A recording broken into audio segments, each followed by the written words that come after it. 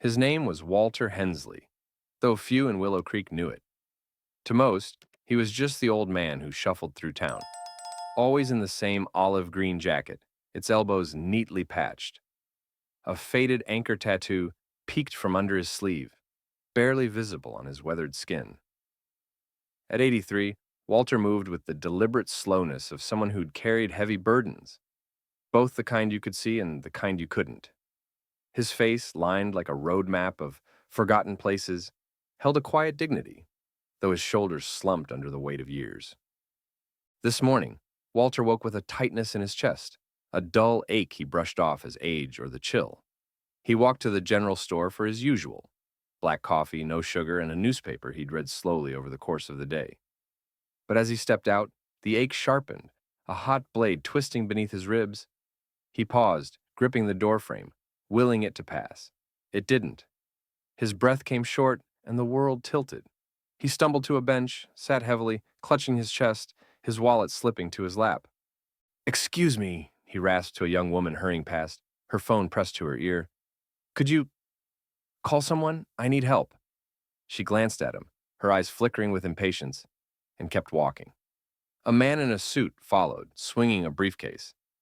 "Sir, please," Walter tried again, his voice thin. The man didn't break stride. A group of teenagers, laughing over a shared phone screen, passed without a glance. Walter's hand trembled as he fumbled for his wallet, pulling out a yellowed VA card, its edges frayed. He held it like a talisman, as if it might summon help. The pain grew, a relentless tide, and Walter's vision blurred. He leaned back, the bench's cold slats digging into his spine, and closed his eyes. Not like this, he thought. Not alone. Unnoticed. A ghost in a town he'd called home for decades. He'd faced worse, far worse, in the jungles of Vietnam, in the chaos of Khe Sanh, where the air screamed with mortars and the ground shook with fear. He'd survived that. Surely he could survive this. But the world kept moving. Cars rolled by, their tires hissing on the damp pavement. The flag clanged again, a hollow sound. Walter's breath hitched and he pressed a hand to his chest, willing himself to hold on. 40 years ago, Walter Hensley had been a different man. A Marine, 22, with a jaw set like iron and eyes that saw too much. He'd shipped out in 67, assigned to the 26th Marines at Khe Sanh. The siege lasted 77 days. Days of mud, blood, and the constant whine of incoming shells. Walter had been a radio man, humping a 20-pound PRC-25 through the red dirt, relaying coordinates under fire. He'd saved lives, though he never spoke of it.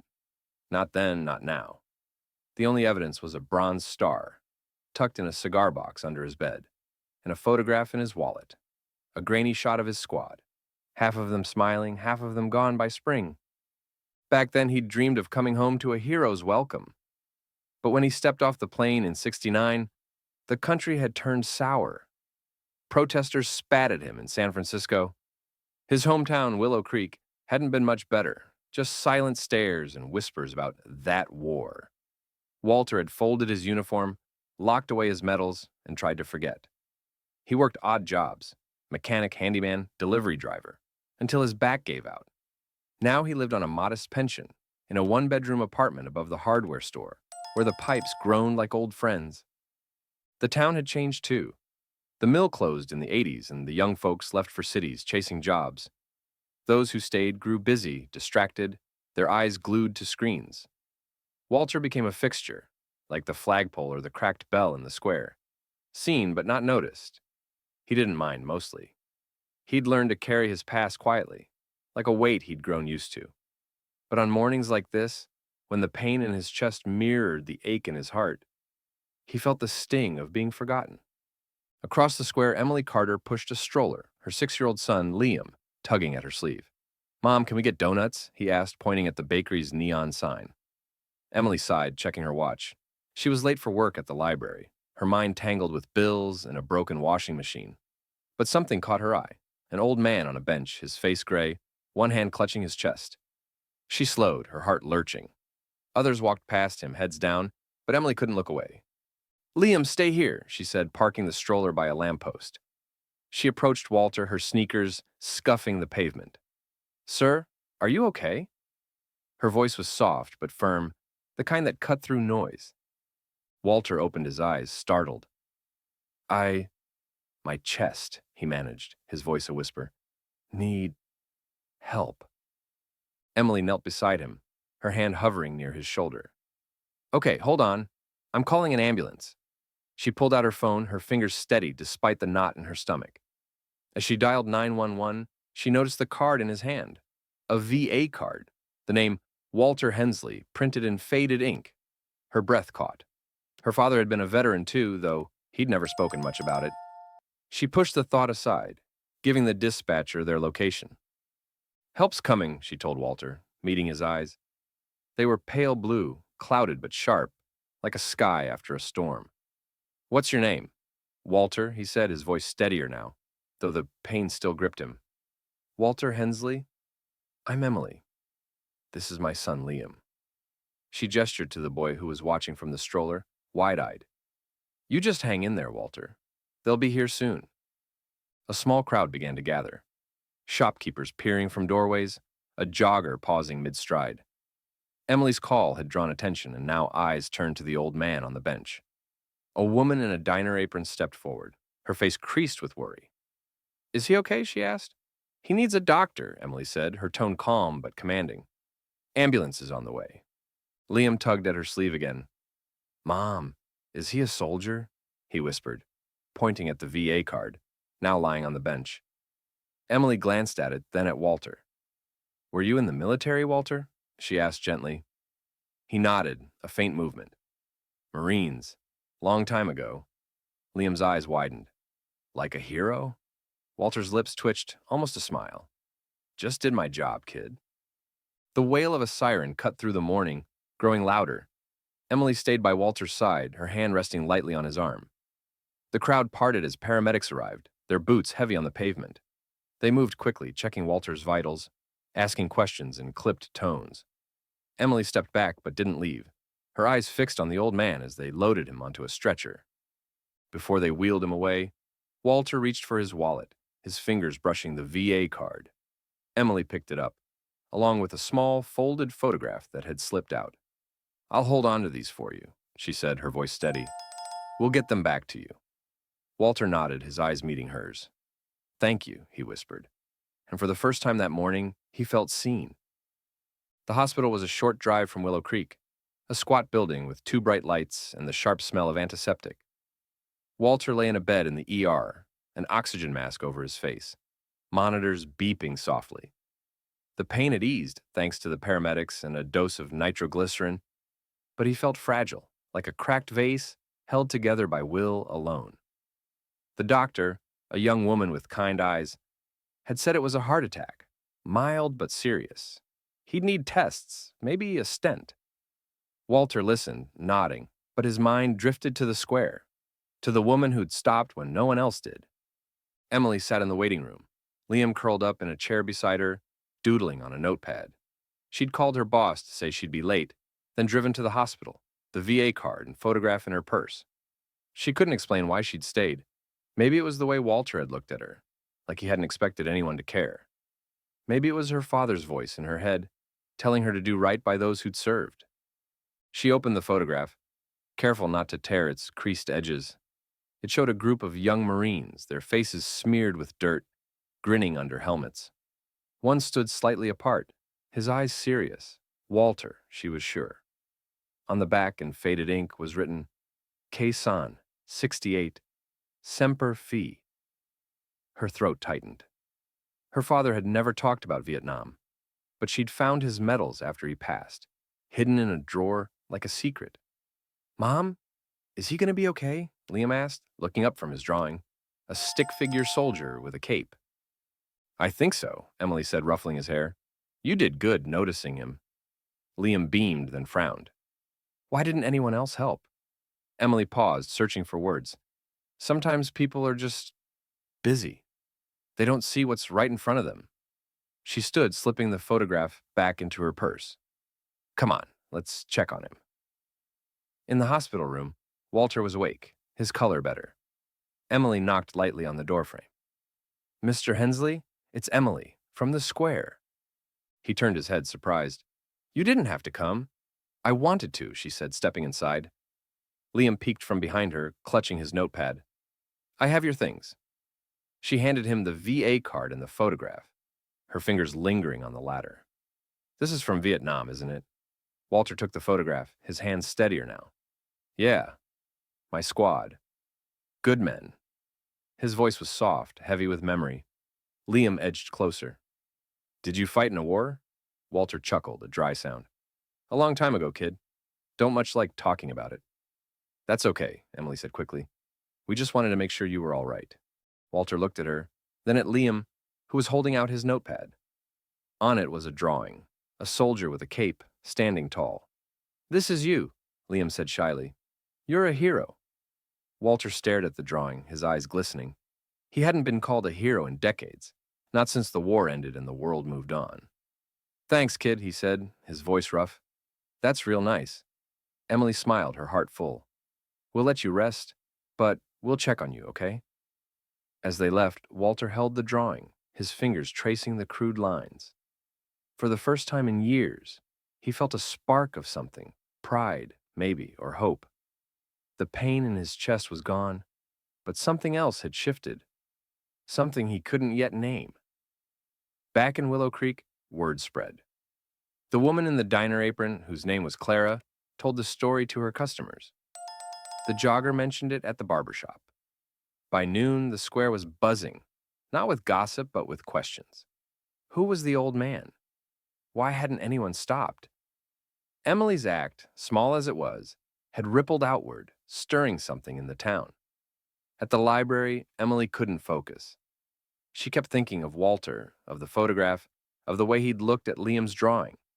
She pulled up the library's database, searching for records on Khe Sanh, on the 26th Marines.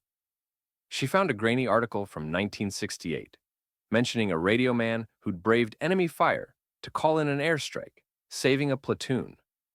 The name was Hensley, Walter Hensley. Her hands shook as she printed the article. This was no ordinary man, and yet he'd been invisible, sitting on that bench until today.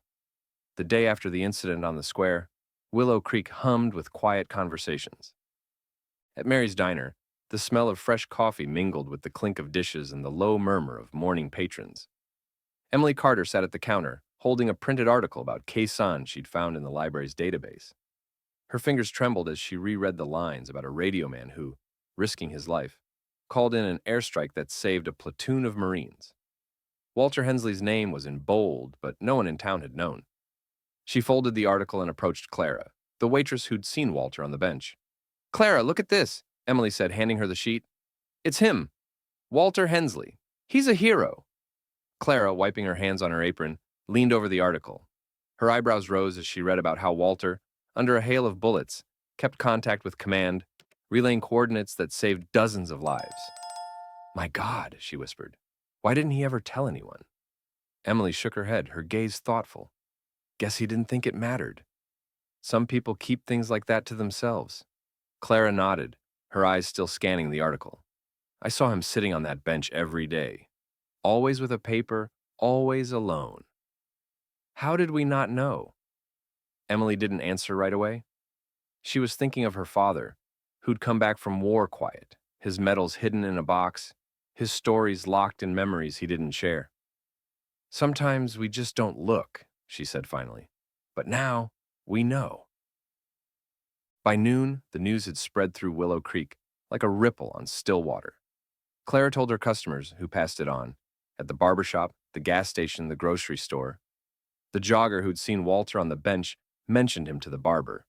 Even the teenagers who'd walked by before without looking up from their phones now whispered about the old veteran. Walter Hensley, the man the town had seen but not noticed, was suddenly the center of attention. At the library, Emily and Liam set to work on a display. They pinned up Walter's war photograph, the one that had fallen from his wallet, showing young Marines smiling through dirt and exhaustion.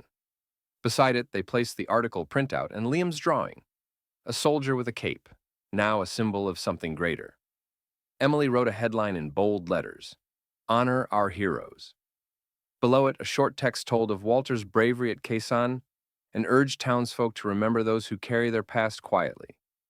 Library visitors paused at the display. Some read in silence, others nodded, recalling how Walter had fixed their cars or held the door at the store. Old Mrs. Miller, who ran the flower shop, remembered how Walter had carried crates of roses for her when her back gave out. "He never complained," she said, her voice trembling, "and we didn't even thank him." Meanwhile, at the hospital, Walter lay in his room, his condition improved. The doctor said he'd been lucky. The heart attack was mild, but he'd need to stay under observation for a few more days. He sat propped on pillows, holding Liam's drawing. The soldier with a cape stared back at him, and Walter felt something stir in his chest, something long forgotten. He wasn't used to attention, wasn't used to being seen.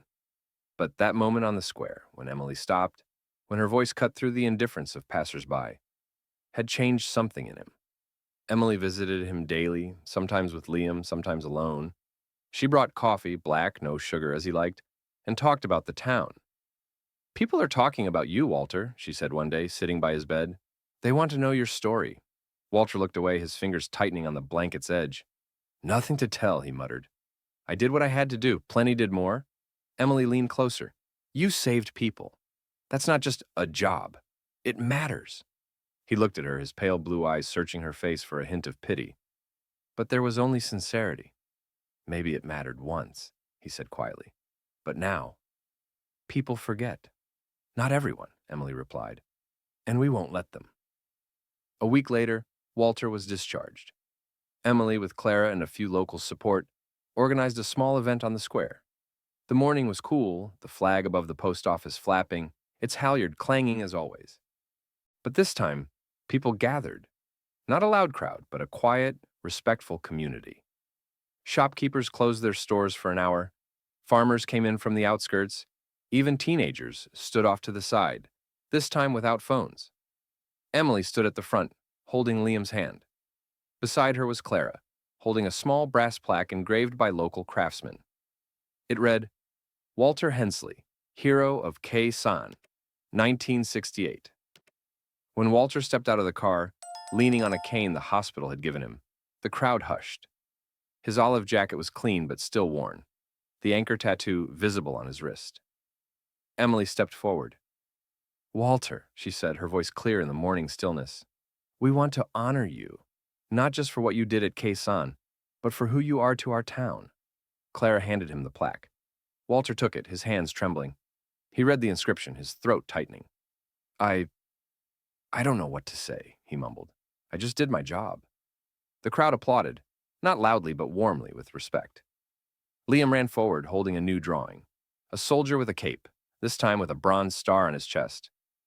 "This is for you, Mr. Walter," he said, his voice ringing. Walter took the drawing, his eyes glistening.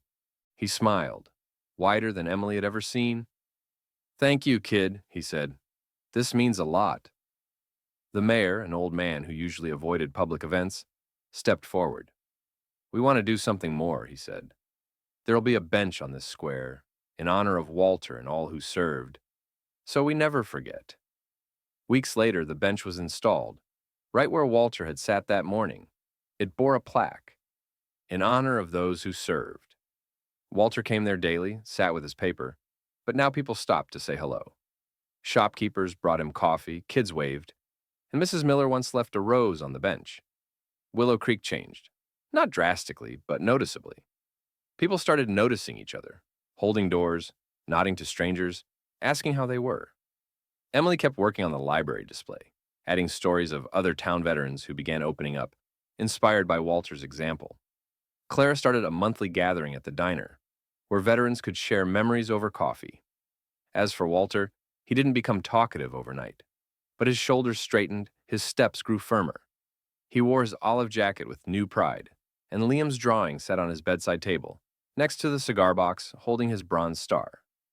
Emily, watching the square one evening as the sun painted the sky gold, realized a small act, stopping, noticing, acting, could change more than she'd imagined.